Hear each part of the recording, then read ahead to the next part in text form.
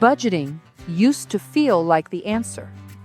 If you tracked your spending, cut back where you could, and stayed disciplined, things generally worked. But for a lot of families today, budgeting doesn't feel like enough anymore. And that's not because people suddenly forgot how to manage money.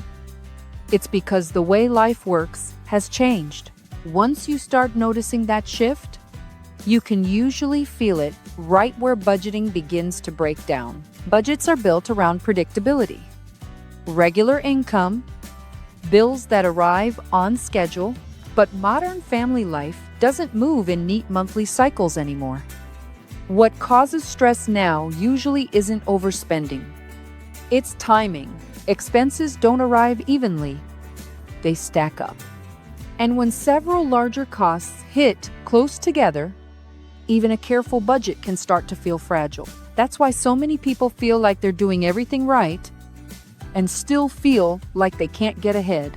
When that happens, credit usually enters the conversation. And it's often talked about in extremes. Credit is either treated like the enemy or like the solution. The truth is quieter than that. The issue isn't the tool itself. It's whether there's a plan. Let me give you a real example from our life. Because this wasn't optional spending. After a military move, our household goods were stored, and many of our furniture pieces came back damaged or unusable. This wasn't about upgrading or redecorating. It was about replacing what we genuinely needed to function day to day. We used a store card with a 12-month 0% offer. Not because we couldn't afford the furniture, but because we needed to protect our cash flow during a tight season. Before we ever checked out, we already had a payoff plan. We divided the balance by 11 months, not 12, so the balance would be gone early. Auto pay was set immediately, and then that card was done. It wasn't used for anything else. This part matters. Those store cards will send emails and notices telling you you can skip a payment, delay it, or take advantage of flexibility. That flexibility isn't for you. Their entire model depends on you missing that payoff window. Because the moment you do, that 0% balance flips into high-interest debt. Sometimes 15%, sometimes closer to 30%. So we treated that payoff date like a deadline, not a suggestion. 11 months later, the balance was gone. No interest, no lingering payment, no added stress down the road. Credit doesn't create discipline. It reveals it. Another piece of advice that gets repeated a lot is, just earn more. And for some families, that might be possible. But it wasn't for us. My husband was often gone on temporary assignments. We didn't have nearby family support. And when we relied on childcare, our son suffered a concussion while he was there. So getting another job wasn't an option for me. There wasn't extra income coming to save us. We had to work with what we already had. That's how I know what this feels like. I've lived it. In my previous video, I talked about housing and why it feels especially heavy right now. And for many families, that pressure doesn't just feel emotional. It shows up financially in ways a budget alone can't absorb. Housing is another place where budgeting alone stops working. A lot of the advice still sounds simple. Downsize, get a roommate, move somewhere cheaper. But for many families right now, those options aren't realistic or even available. More and more people are turning to hotels to prevent homelessness. Not because it's a good option, but because it's the only option they have in that moment.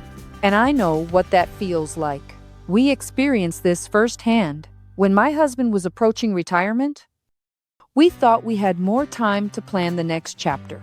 But the Army had other plans. We were given 3 months.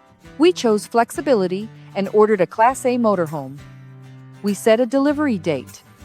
Actually, 3 different delivery dates. Each one was delayed.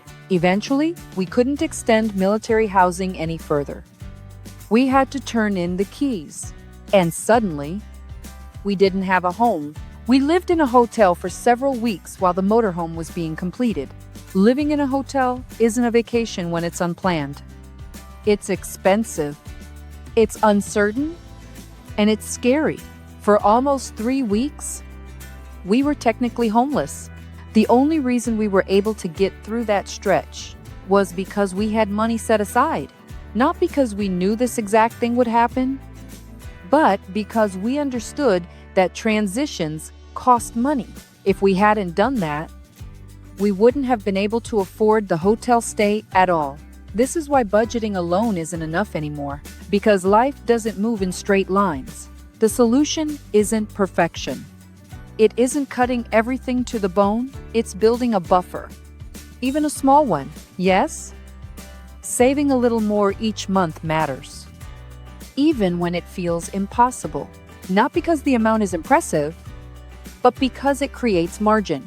Margin buys you time. It buys you options.